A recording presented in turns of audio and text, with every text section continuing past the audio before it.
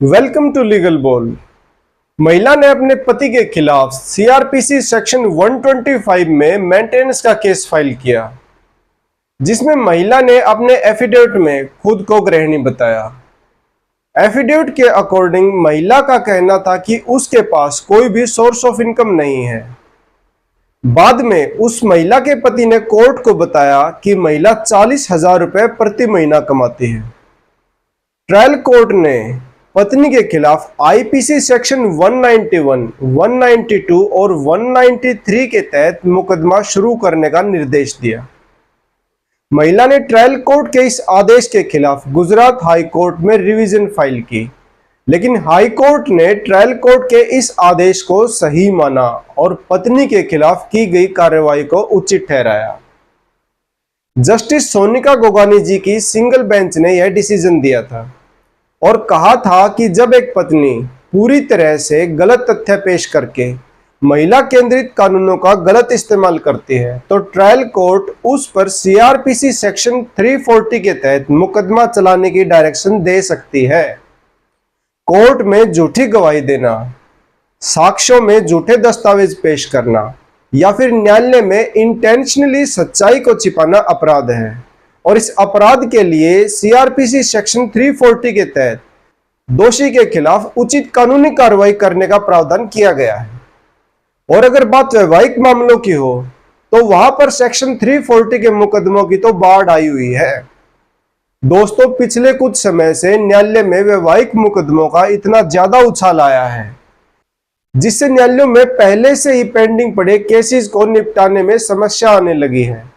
Court को जो समय पुराने पेंडिंग केसेस को निपटाने में देना चाहिए था, वो समय अब पति पत्नी के मुकदमों को देना पड़ रहा है।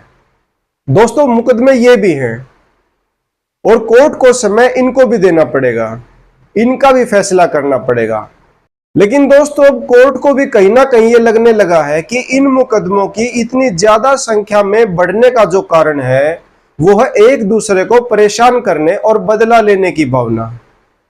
पति पत्नी एक दूसरे पर झूठे आरोप लगाकर एक दूसरे को नीचा दिखाने में कोई कसर नहीं छोड़ते। इस बारे में जस्टिस हरप्रीत सिंह बराड़ ने भी एक मामले में टिप्पणी की है कि पति पत्नी एक दूसरे से हिसाब चुकता करने की मंशा से और परेशान करने की भावना से मुकदमेबाजी करते हैं, जिससे न्यायालय पर मुकदमों का बोझ बढ़ता है।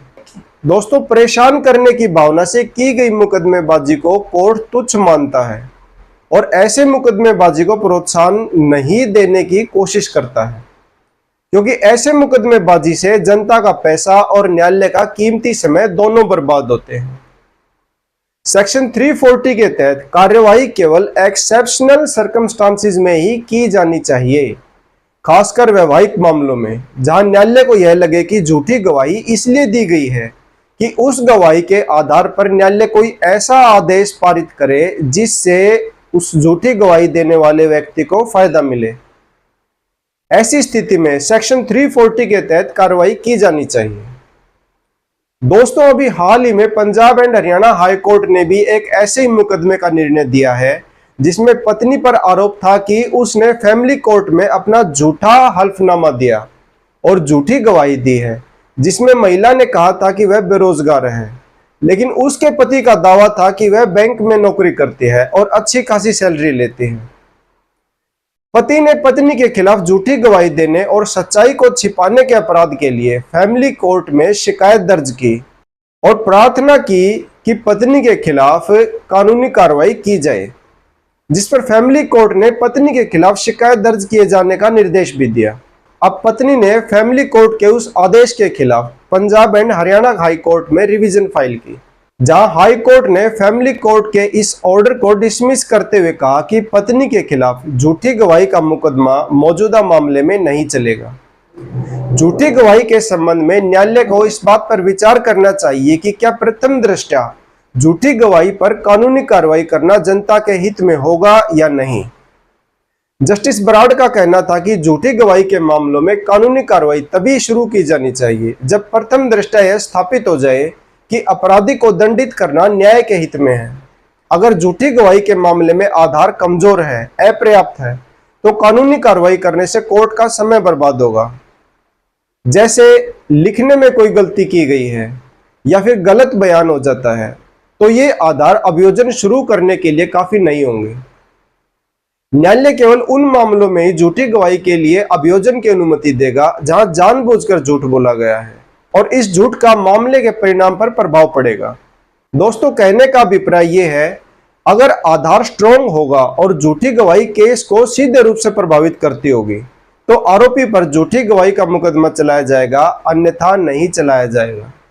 दोस्तों, वैवाहिक मामलों में न्यायालय दोनों पक्षों से उनके असेट्स और इनकम एफिडेविट मांगता है। पहले तो जब पति पत्नी एक दूसरे के खिलाफ मुकदमेबाजी करते हैं तो वो अपने केस में एक दूसरे के खिलाफ भर भर कर झूठ लिखते हैं, झूठे आरोप लगाते हैं। उसके बाद जब एफिडेविट देने की बारी आती है तो अपने झूठ को छिपाने के लिए एफिडेविट में और ज्यादा झूठ लिखते हैं, झूठी गवाही देते हैं, जो एक्चुअल फैक्ट हैं, जो सच्चाई है, उसे छिपाते हैं। और जब एक दूसरे का झूठ पकड़ा जाता है तो दोनों सीआरपीसी सेक्शन 340 में एक दूसरे पर मुकदमा करने का प्रयास करते हैं। कोर्ट का मानना है कि उस पर पहले से ही पति पत्नी के चल रहे मैट्रिमोनियल मुकदमों का बोझ है। उसके बाद सेक्शन 340 की कंप्लेंट, ऐसी कंप्लेंट फाइल करने से यह बोझ और ज्यादा बढ़ जाता है। दोस्तों, पिछले कुछ समय से सेक्शन 340 के मुकदमों में काफी तेजी आई है। दोस्तों, न्यायालय का भी मानना है कि इस तरह की तुच्छ मुकदमेबाजी से पेंडिंग पड़े केसेस का निर्णय करने में देरी होने लगी है। और दोस्तों, एक स्वस्थ न्याय प्रणाली वही है जो न्याय शीघ्रता से करे और एक गरीब इंसान की न्याय तक पहुंच आसानी से।